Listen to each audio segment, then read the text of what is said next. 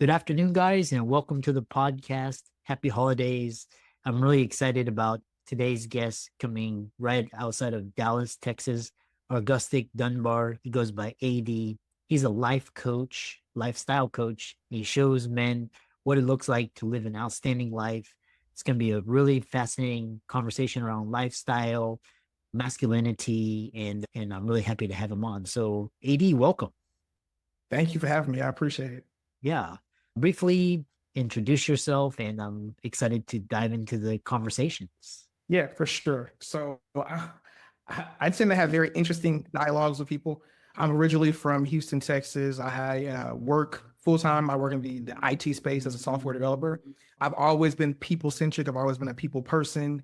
I'm married. I have a beautiful wife and three kids. And I found myself in a spot where a lot of men, I think, find themselves, especially if they're married, where their marriage is not is sexless. They're not enjoying it. There's not a lot of respect or warmth or admiration or anything like that. And it got to the point where we were living together and not enjoying each other's company, right? And I started investing in myself.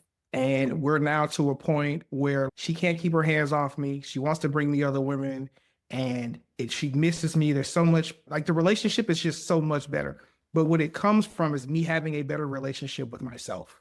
And I like to teach men that it all comes back to yourself, your level of self-love, your level of self-respect, and your level of self-acceptance. And self-acceptance is just understanding who you are, all the quirky things without judging yourself for it. And I really do want to show men how to live an outstanding life on their terms, so they don't give a fuck what anyone else thinks about them. Yeah. And I love that. So one thing is, what is the biggest problem in modern day relationships? The biggest problem I see is that, oh, we're saying, so we didn't say marriages, we say relationships. Okay. I think this is going to sound sexist. Women have too many options. Have too many options. Okay. Optionality is good for men, I believe, but I think that it could be good for women, but I think it's problematic. So I forgot to ask, Chris, are you married at all? Yeah, I'm married. Okay.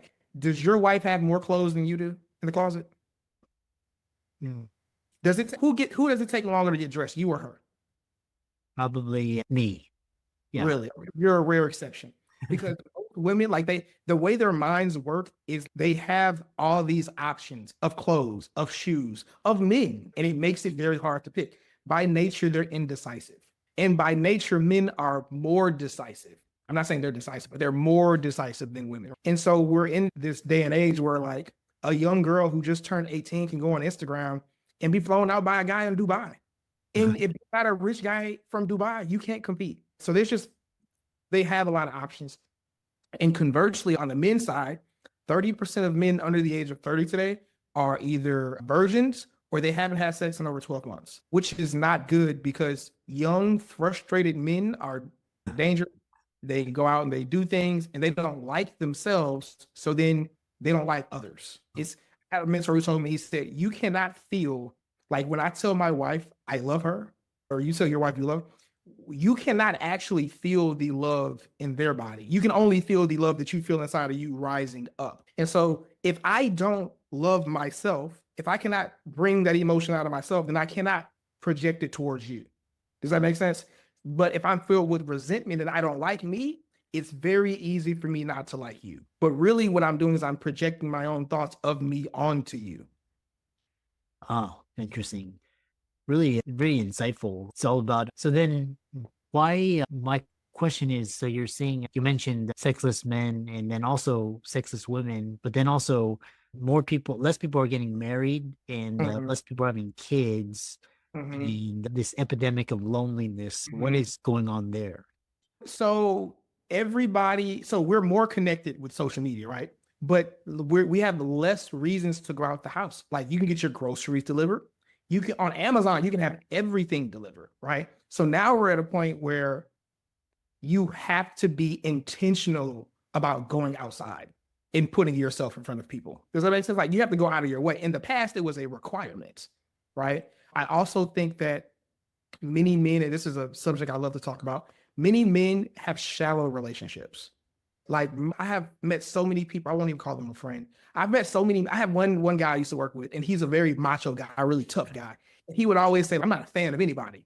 He likes boxing. I'm like, you're a fan of Floyd Mayweather. I'm not a fan of any man. I'm not a fan. And it's just, it's okay to tell someone. It's okay. And so men have this shield up, almost like a mask. And it's like, they don't want to be vulnerable. They don't want to be honest. They don't want to be themselves. Like they want to put this facade up, and it's to protect yourself from being hurt, right? I personally teach that's wrong, that you should be you unapologetically, and you should not care what anyone thinks about you. It's so freeing. But a lot of men, they see it backwards. They've never had a safe space where they can say, hey, I'm sad, I'm hurt, I'm depressed, I'm disappointed. And here's the thing, Chris, we're humans. You feel that there's no emotion that you can feel in your body that I can't feel in mine. There's no emotion that your wife can feel that you can't feel. So it's like, why are we BSing ourselves and acting like we don't have emotions? No, we do have emotions. Not only do we have them, they're trying to tell us something, right? They're trying to communicate. Your emotions is your subconscious mind's way of communicating to you something. And most people have no clue what it is that it's communicating. Here's the cool thing about it, though. And I just learned this over the past year, and it's fascinating. Chris, did you know that if you have an emotion in your body, right? And then you can consciously say, oh, I'm feeling this emotion. This emotion means this, and I'm feeling this because of this incident that happened. If you can line up that sentence, the emotion goes away. You can go from being depressed utterly to, oh, I'm no longer, it goes away. That's how quick it is. Amazing. And I've got friends who've been through therapy, and I thought I was crazy. I have friends who've been through therapy, and they tell me the same thing. Once you're able to accurately identify what the emotion is and what it's trying to tell you, it goes away. Okay. Let me give you an example. Would you mind if I use you as an example? Yeah, go ahead. So tell me about the last time that you were angry, or maybe it was just slightly annoyed.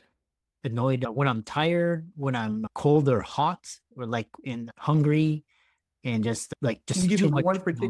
you give me one particular situation where you had an interaction with somebody and you were like annoyed or angry or upset. Like airports or just traffic, holiday seasons. Yeah. Let's talk about traffic. Traffic is perfect, right? Anger. What is anger? Anger is the sense that something that you value is being threatened. That's all it is. So why do people get angry in traffic? It's because I value my time and I feel as though it's being wasted sitting here behind these fucking cars. Does that make sense? So once you put that together, once you have that sentence and you say it to yourself, the anger goes away because your body now realize it's a message that you've now decoded. Does that make sense? And once you decode it, you're no longer upset. It's so interesting. I've learned that is the way. I used to have a mentor who would say, you want to learn how to go from being angry from weeks to days to minutes to seconds. But he never said how. That is how you do it. You must identify, okay, what is the emotion I'm feeling? And what does it mean? And let me just put it all together. And once you do that, the emotion goes away. So I teach men that you can either live in a beautiful state or a state of suffering. And life is too short to fucking suffer. So this is why I help men really understand what their emotions are so that you can live the life that you want to live it on your terms. And people are going to judge you. It's your job to just not care. And then with these days, it's very easy to not care what other people think, because historically it's like you were under this social pressure, and if you were shunned, but now there's so many. You talk about men are so passive and unattractive these days.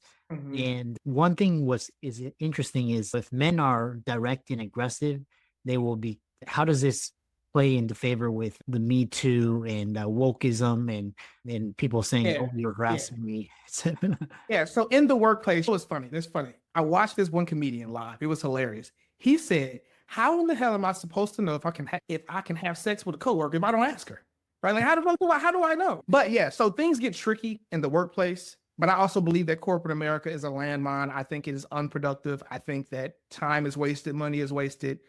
So many corporations. So I'll move it outside the workplace. Here's what I will say.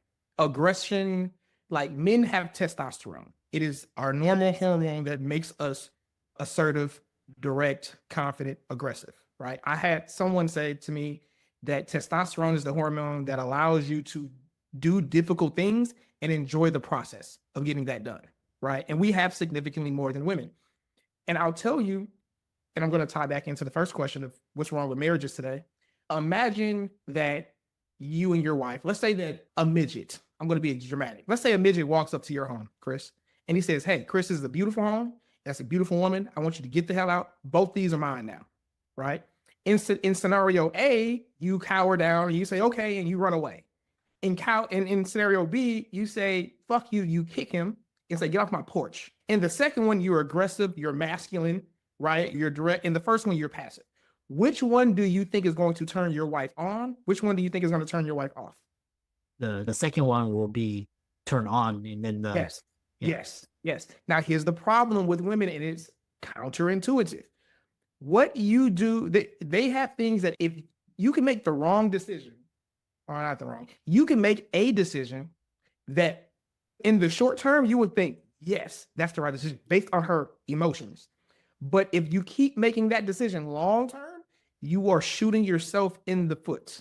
It's almost like I love ice cream. We're in Texas, right? I love Bluebell ice cream. And when I'm eating Bluebell ice cream, I'm enjoying myself. If I eat too much Bluebell ice cream, there will be problems. You understand the analogy here, right? Okay. Let's just say that let's say a wife says, hey, love, I would love to go on a vacation. But let's say that these guys, they have no money saved. They've got $2,000 to their name total, and the vacation would cost most of that. And let's just say he wants to say no, but he also doesn't want to see her pout and whine and bitch and moan and complain because he knows that's what he's going to do. If he says yes, she's going to jump up and down and say, yay, I love you, thank you. But you and I would both agree that is a bad long-term decision, correct? Okay. Now, let's reverse it. If he says no, she's going to bitch, moan, and complain in the immediate. But do you know what that does for him long-term? It makes her realize he can stand up to me. He's not a coward. He's not afraid of my emotions. He told me no, and then he told me to go sit the hell down. And that turns me on. That is how it works. So you either do the right thing now, which leads to the wrong thing later, or you do the wrong thing now and it leads to the right thing later. Here's what I tell men. Do what you want to do. Do what you want to do. Do what benefits you. Do not worry about what she wants. It doesn't matter what she wants. Because if a woman likes you, she'll want to do whatever the hell you want to do. She just wants to do it with you. Does that make sense? Yeah. Like, you ever had a woman who likes you so much, she's just like, I don't care what we do. We can go get ice cream. We can sit here and watch a movie. I don't care as long as I'm with you. Those are the kind of relationships that I think men should strive for. And in order to have that, you have to get rid of your people-pleasing nature. And you have to just say, this is what I want to do. And this is what we're doing. If you don't want to do this, then you can leave. Or if you're going to stay and have a bad attitude, you can leave too, because that's not going to work for me. Okay. So it's all about just doing what you want to do. And that is my main message for me. Yeah. Yeah. Fascinating. And what books can you recommend because there's books on like toxic masculinity and then there's like healthy masculinity. What books do you recommend? Gotcha. So I don't believe in toxic masculinity. I think that's bullshit. That is not a real thing. There's just masculinity. That's all there is. They call it toxic when it shows up in a way that they don't want it to show up. Okay. For example, masculinity is physically aggressive. That's what we are. Okay. So if someone comes to your home to rob you, I'm sure your wife would like you to get physically aggressive, correct? Oh, yeah. Okay. So that's not toxic. It's masculinity. Okay. Now, by the same token, if a man is putting his hands on a woman and abusing her and all that, it's still just masculinity. It just showed up at a time in a fashion where you didn't like it. It's not toxic. It's just masculinity. That's it. And I'm glad you brought that term up because like it makes men think that there's something wrong with them. Yeah. And that's just their nature. Could you imagine if every time do you have any dogs? I did have a dog. Yeah. Okay. Imagine every time your dog barked, it got really sad. Like, fuck, I just barked, man. No, that's part of its nature. It is in our nature to be aggressive. It is in our nature to be decisive. It is in our nature to be direct. So why are we shunning ourselves for it? Fuck what the media is talking about. All those guys are depressed too, right? So yeah, I mean, there's lots of book recommendations on what specifically. There's one that's been recommended is Way of the Superior Man or Fire in the Belly. Just for. It was interesting. I have so many books I've read. I'm hesitant to suggest one just because almost every time I read a book, especially when it comes to relationships, because there's no one right way to have a relationship. There's many ways. There are things that you can do that are wrong, quote unquote. There's a lot of ways to fuck one up. But every time I read a book on relationships, I have to come to the conclusion that this author has injected their opinion into here. And I'm not really interested in their opinion. I'm interested in science, in biology, in facts, and data, right? For example, fact. It is a fact of human nature that whatever you have access to over a long period of time, you tend to start to take for granted. Would you agree with that? Regardless, it could be a person, it could be a car, it could be a job or whatever. And so I tell men it's easier to have a relationship with two women than it is with one. Because when you're with one and you're away from the other, she has time to miss you and not take you for granted. When you spend all day with one woman, she's likely going to take you for granted. Does that make sense? Interesting. And so if there was I've not come across any book yet that had just facts on dating and relationships. There's a lot of opinions. And so I just think that if I'm going to recommend a book, I should be recommending the whole thing, as opposed to there's one book that had this really good chapter, and I'd recommend that chapter from that book. And there's another book that had another 2 or 3 good chapters. But yeah, so for that reason, I don't know if I have any good book recommendations. Not one where I'm like, yeah, you should really go sit down and read this particular book. Yeah.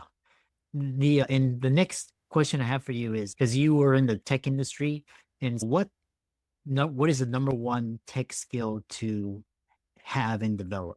You could have many tech skills. There's like, tech is so big, it's so broad, it's so vast that you're not going to know it all, right? And that's where many people mess up. They try to learn it all and know it all. Here's what I will say. I tell people to figure out what kind of lifestyle you want to live, how much money is that going to cost, and then go find a tech skill that can pay you that, and then go learn that, right? But then again, there are several tech skills that you can learn. And another popular thing in the tech industry is a guy will learn one skill and then he'll work 2 or 3 jobs at one time. Each of them pays him $100,000. Now he's making $300,000, right? So I don't think it's really a tech skill thing. I think that it's a matter of what lifestyle do you want to live. But I'll give you a short, simple answer. I would say pick the skill that is going to be the easiest for you to learn with the shortest learning curve. That's what I would say. And that's why I recommend RPA. I'm an RPA developer. The average RPA developer is earning $130,000. I know many of my students have gone on to go get RPA professional gigs and work 2, 3 at a time, and they're crushing it, killing it, making $200,000-$300,000 a year, working maybe 20, 30 hours a week, because it's all project-based work, if that makes sense. So I recommend RPA, but then again, it's because it's the simplest, easiest, shortest learning curve that I know. If there was something with a shorter learning curve, I would be recommending that one instead. Yeah. And when you say RPA, for the people that don't know what that is, what is that? So RPA is robotic process automation, right? I usually don't spell it out because now that I've spelled it out, you still don't know what the hell it is, right? So it's just marketing. Basically, think about it this way. It's like coding, except it's dragging and dropping instead of writing code. So it's a lot easier. The analogy that I give people is, let's say that you build homes and let's say that I build homes, right? Let's say that I build homes the old traditional way, like brick and mortar, right? Let's say that you 3D print homes. So you just push a button and it prints a wall. And you push another button and it prints. Who do you think is going to become more proficient at building houses faster, me or you? The 3D printer, just like faster. Exactly. So RPA is just like coding, it's just like any other automation skill. It's easier to learn because it's drag and drop and it's very simplified. How can people find you and reach out to you and follow your socials, etc.? Yeah, for sure. So they can follow me on Instagram at the RPA guy. That's my Instagram. And on there, I talk about tech, I talk about dating, I talk about relationships, I talk about women, I talk about masculinity, I talk about a lot of things on there. And then they can also follow me. Let me pull it up. I want to tell you exactly. They can also follow me on Instagram at King's Corner. I started a podcast recently and it's called King's Corner. And that's like strictly masculinity content. And it is King's Corner Podcast, no underscores, no anything fancy like that on Instagram. And that one is more masculinity, just dating and relationships and things like that. Fascinating. Yeah. Thanks so much for coming on. And I really enjoyed the conversation. And keep up the great work and happy holidays. Thank you, sir. I appreciate you for having me.